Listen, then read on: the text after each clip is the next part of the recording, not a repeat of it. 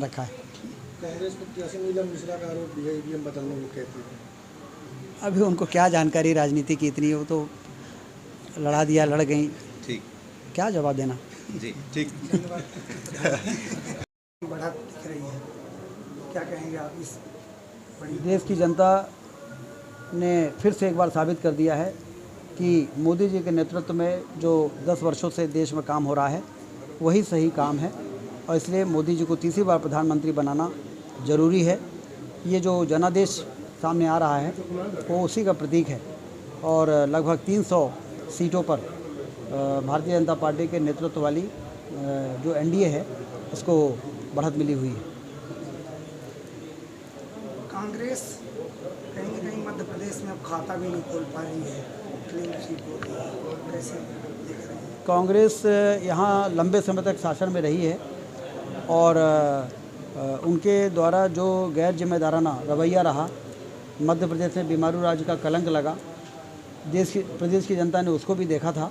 और फिर भारतीय जनता पार्टी की सरकार 2003 से जब बनी, उसके बाद विकास के कार्य और जनता के कल्याण के जो कार्यक्रम चले भाजपा की सरकारों में, उसको भी प्रदेश की जनता ने देखा, और उनको साफ दिख गया कि सुशासन की प्रतीक है भाजपा और कुशासन की प्रतीक थी कांग्रेस पार्टी, और इसलिए पूरी कांग्रेस पार्टी कटघरे में खड़ी है मध्य प्रदेश की जनता की नज़रों में।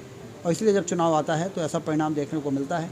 पिछली बार एक सीट हम रह गए थे और इस बार छिंदवाड़ा भी जीत गए, तो 29 में से 29 सीटें भाजपा की झोली में डालकर प्रदेश की जनता ने ये मैसेज दिया है कि जो काम करेगा उसी को जनता का आशीर्वाद मिलेगा। देश के गृह मंत्री 5 लाख से अधिक मतों से भी विजयी हुए हैं, प्रधानमंत्री भी बड़ी जीत की ओर अग्रसर है।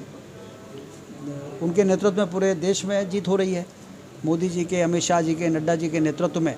तो उनकी जीत तो हम सब मान के चल रहे थे कि एक तरफा जीत होगी, और उसी प्रकार के परिणाम देखने को मिल रहे हैं। तो अपनी ओर से मैं बधाई देता हूँ।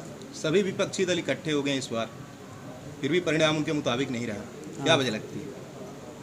अब वो क्या है कि उनके पास ना तो नेता है, ना नियति है, और ना नीति है, और इसलिए इकट्ठे तो हो गए।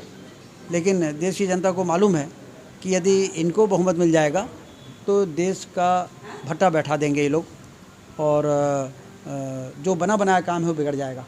इसलिए उनको बहुमत के नज़दीक तक पहुंचने की स्थिति न बने कि देश की जनता ने विशेष ध्यान रखा है। कांग्रेस प्रत्याशी नीलम मिश्रा का आरोप भी है ईवीएम बदलने को कहती है। अभी उनको क्या जानकारी राजनीति की इतनी, वो तो लड़ा दिया, लड़ गई, ठीक, क्या जवाब देना। जी ठीक।